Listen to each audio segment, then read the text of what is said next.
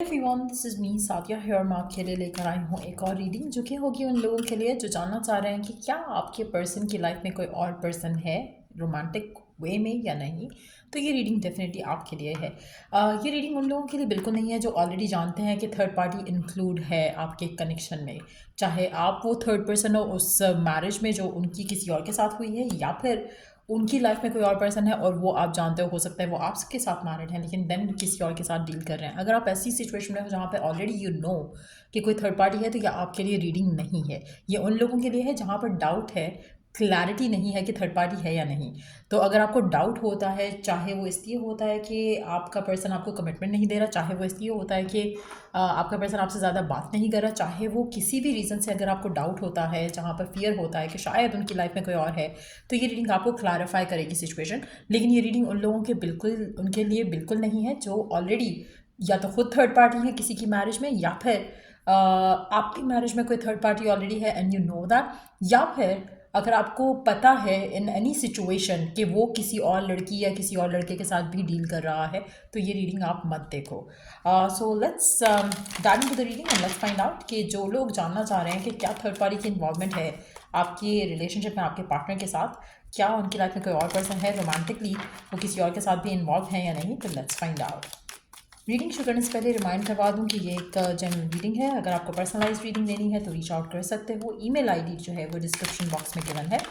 और let's see कि क्या उनकी लाइफ में कोई पर्सन है जिसके साथ वो रोमांटिकली इन्वॉल्व है, जिसकी वजह से आपका रिश्ता जो है उनके साथ ब्लॉक हो रहा है।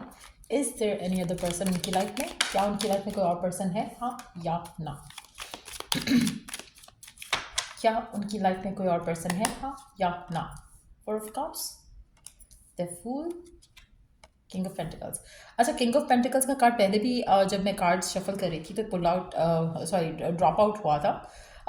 उसके बाद एक और कार्ड जो ड्रॉप आउट हुआ था, आई फॉरगॉट कौन सा कार्ड था, बट हैविंग सेड दैट जो भी यू नो आपका पर्सन है जिसके साथ भी आप डील कर रहे हो, मुझे लगता है कि इनकी लाइफ में कोई और इंसान तो डेफिनेटली नहीं है फॉर श्योर, लेकिन इनकी लाइफ में इनकी प्रायोरिटी इनका काम रहेगा हमेशा।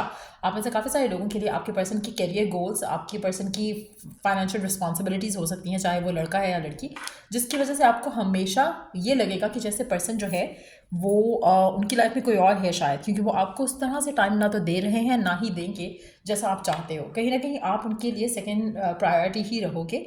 फाइनेंसेस, मनी गेन्स, उनकी रिस्पॉन्सिबिलिटीज़ उनकी फर्स्ट प्रायोरिटी रहेगा। और मुझे लगता है कि करंटली भी ऐसा ही कुछ है, जिसकी वजह से आपको ये डाउट होता है कि शायद उनकी लाइफ में कोई और पर्सन है जिसके साथ वो रोमांटिकली इन्वॉल्व है। अच्छा, आप में से मेजॉरिटी लोगों के लिए टू बी ऑनेस्ट पर्सन तो आपके साथ भी उतना कमिटेड नहीं है कि वो किसी और को भी कमिटमेंट करे। वो आपको भी खुश नहीं रख पा रहे हैं तो किसी और को क्या खुश रखेंगे। आप में से मेजॉरिटी लोगों के लिए आपके पर्सन जो है वर्कaholic हो सकते हैं, और दूसरा कैरियर ड्रिवन हो सकते हैं, जहाँ पर इनको कैरियर, मनी, फाइनेंशियल सिक्योरिटी, अपना अपने गोल्स, अपने ट्रैवल से रिलेटेड गोल्स, कुछ ना कुछ ऐसा है जो ये करना चाहते हैं, जिसके ऊपर ये फोकस्ड है राइट नाउ, जिसकी वजह से आपको या लव को उतना प्रायोरिटाइज नहीं करते हैं, जिसकी वजह से आपके मन में डाउट आता है, फियर आता है कि शायद कोई और इंसान है इनकी लाइफ में। लेकिन मुझे ऐसा लग रहा है कि जैसे ये पर्सन बहुत ज़्यादा स्टेबिलिटी की तरफ भाग रहा है कि किस तरह से मैं अपनी लाइफ में स्टेबिलिटी जो है वो क्रिएट कर सकता हूँ या कर सकती हूँ। आप में से काफ़ी सारे लोगों के लिए इस इंसान के पास ऑप्शंस बहुत हैं, अगर इसने मूव करना हो तो ये कर सकता है किसी के साथ भी, लेकिन क्या ये इंटरेस्टेड है किसी में भी?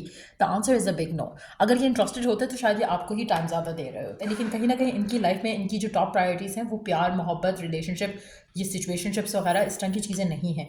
येस, आप उनकी लाइफ का हिस्सा हो, that's good enough for them, लेकिन at the same time person चाहता है कि सेंस ऑफ फ्रीडम रहे इनकी लाइफ में, जो जिसकी वजह से भी शायद वो आपको कमिटमेंट नहीं दे रहे।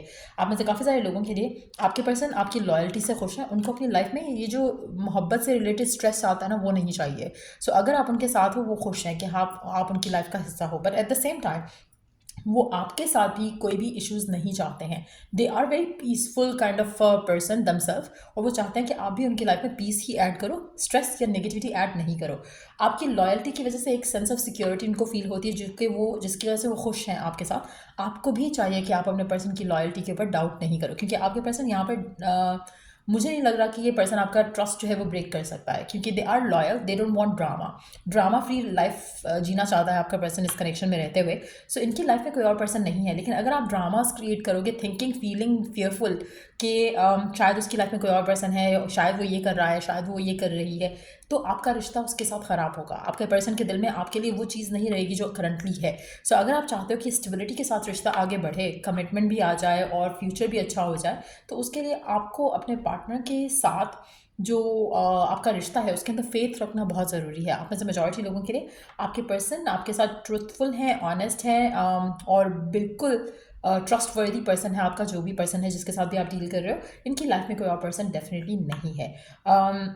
सो कोशिश करो कि आप अपने आप को पॉजिटिव रख सको। लेकिन आप में से मेजॉरिटी लोगों के लिए ऐसा लग रहा है कि जैसे आपके पर्सन जो हैं, इनके ऊपर रिस्पॉन्सिबिलिटीज़ बहुत ज़्यादा हैं, इनके ऊपर इनकी लाइफ में चीज़ें बहुत ऐसी हैं जहाँ पर इनको या तो ट्रैवल करना पड़ सकता है, या करते हैं, फ्रीक्वेंट ट्रैवल कर सकते हैं, या फिर इनकी लाइफ में कहीं ना कहीं कुछ ऐसी चीज़ें हैं जहाँ पर इनके ऊपर रिस्पॉन्सिबिलिटीज़ इतनी ज़्यादा है, चाहे वो वर्क की रिस्पॉन्सिबिलिटीज़ हैं या फैमिली की, जिसकी वजह से इनका रिश्ता आपके साथ हमेशा जो है वो कंप्रोमाइज़ होगा।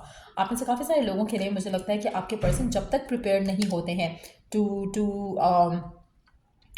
Gate married, to get committed, ये आपको इस तरह से ही सिचुएशंस के साथ डील करना पड़ेगा इनके साथ, क्योंकि ये once they commit in terms of कि हाँ आप दोनों की शादी हो जाती है तो चीज़ें बेहतर हो जाएंगी।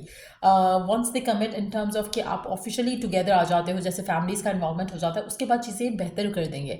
उनके बाद ये शायद आपको प्रायोरिटाइज करना शुरू करेंगे थोड़ा बहुत, लेकिन स्टिल आपको स्ट्रगल करना पड़ेगा to get more love from them.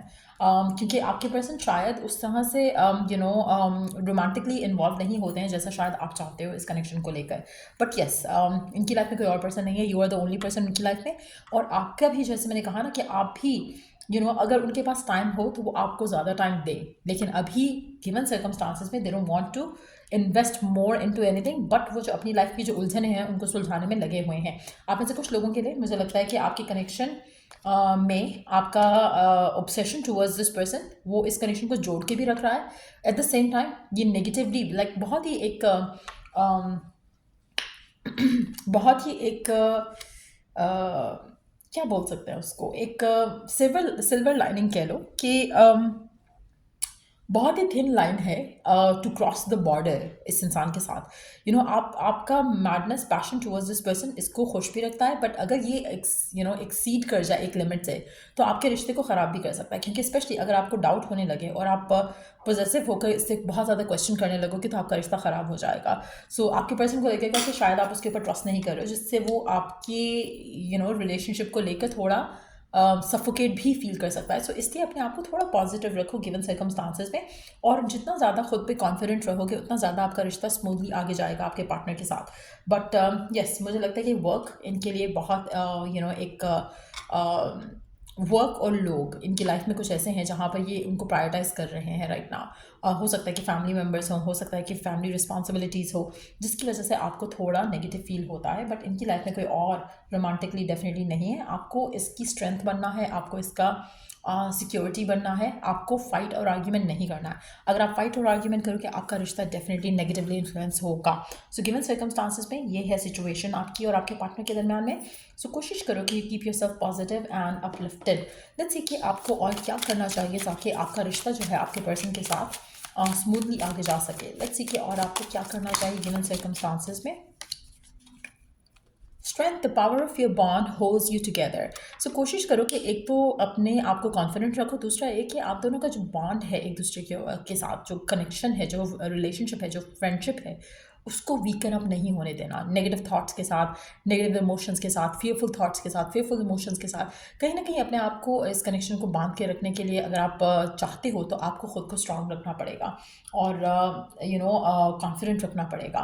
उसके अलावा life force, you are expressing your creativity and sexuality. आप में से काफ़ी सारे लोगों के लिए मुझे लगता है कि आपका रिलेशनशिप जो है फिजिकली है फिजिकल कनेक्शन अगर आपका है आपके पार्टनर के साथ, तो कहीं ना कहीं ये भी एक सेंस ऑफ सिक्योरिटी दे रहा है आपके कनेक्शन को।